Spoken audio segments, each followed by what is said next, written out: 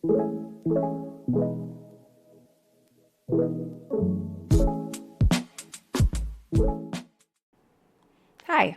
I'm Hailey, and this is Popcorn and Prayers.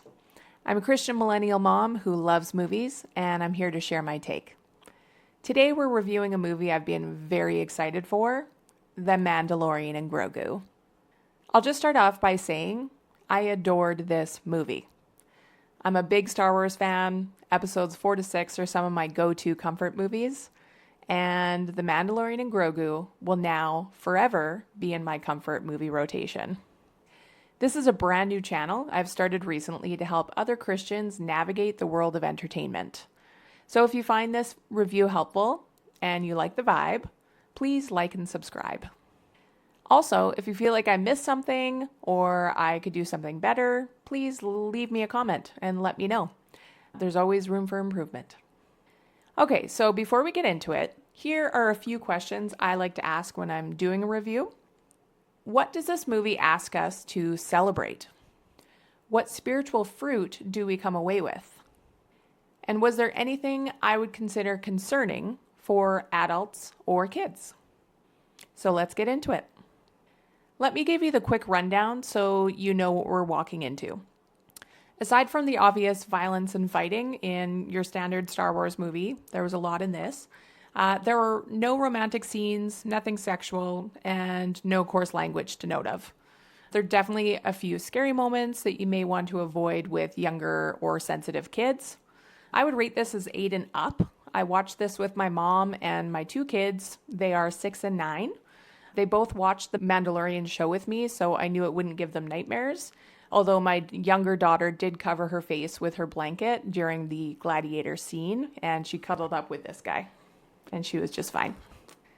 Here's what the film is about. And don't worry, there aren't any major spoilers. So Mando and Grogu take a job from the New Republic to go rescue Rhoda, the Hutt, from a gladiator pit. And in exchange, they will get the location of an Imperial warlord and a brand new ship. The wrinkle is that Rhoda doesn't actually want to be rescued. He's having a great time in the arena. So what starts as a straight rescue mission turns into this galaxy-hopping detour with creatures, jailbreaks, dusty taverns, and a lot of heart and nostalgic vibes. Jon Favreau is directing in this lighter, more playful gear here. It's full of creatures, heartfelt moments, and real suspense. Okay, so let's discuss what this movie celebrates. In my opinion, it celebrates fatherhood, friendship, and choosing the right path. Mando isn't Grogu's biological dad. He's not even the same species. He didn't sign up for any of this.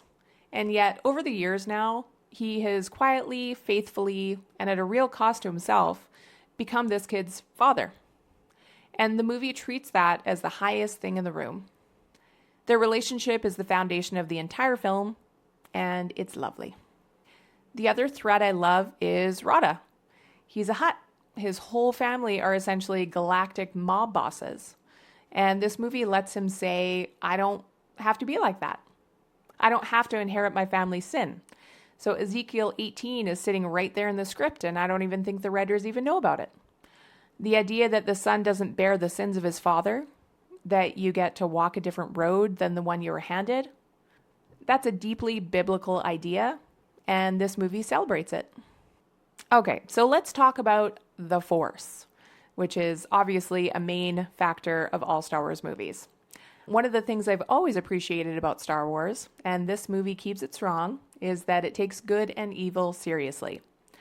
Grogu is being trained in the light. The Imperial warlord is unambiguously in the dark. There's no foggy in between. This universe believes good and evil are real, and that they are not the same thing. That moral clarity sits really close to the Bible's framework. Ephesians 5 says, walk as children of light. And Matthew 7 says, there's a narrow way and a wide way, and they don't lead to the same place. Galatians 5 puts the works of the flesh and the fruit of the Spirit right next to each other and says pick. And the pull toward the dark side that Star Wars talks about, the quicker, easier, more seductive path, That even sounds like the way the Bible talks about sin. So when a giant blockbuster comes out and says, choose a side, your choices form you, the wrong side can consume you, I think that's a really good conversation to be having. So what did this movie produce in me? I came out of the theater in the best mood. I was laughing the whole drive home. I was already planning when I'd see it again.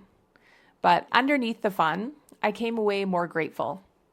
More grateful for the love, more grateful for the Father who chose me when he didn't have to, and freshly thankful for the quiet, costly, day after day work of being a parent, because that's the kind of love this movie quietly puts on a pedestal. And I think the world needs more of it. And that's good fruit.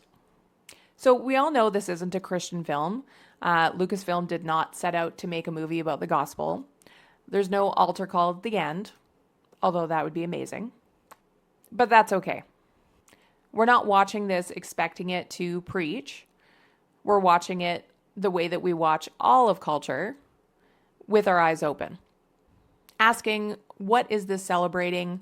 What is it putting on the pedestal? What does it want me to love by the time the credits roll? And then we bring it back to the scripture and we go, where does this echo? What's true? Where does it fall short? What can I take from it? And what do I leave on the theater floor? This movie is celebrating loyalty, self-sacrifice, showing up for people who can't fight for themselves, a father loving a son, a kid choosing a different road than his family, good standing up to evil and refusing to call it the same thing. That is a lot of common grace in one movie, and I'll take it. So if you've seen The Mandalorian and Grogu, I want to know, did your theater cheer? Because mine did, and it was super fun. If you watch this with your kids, tell me how they did with the gladiator stuff or any of the other kind of scary scenes. I think other parents would love to read it in the comments. Thanks for hanging out with me today. If you found this helpful, I would really appreciate the support by hitting the like and subscribe button. I love movies, and I'll be doing reviews for each new movie I watch. So if you have one you'd like me to review, just leave me a comment and I will do my best to prioritize it. But thanks again for hanging out at Popcorn and Prayers, and God bless.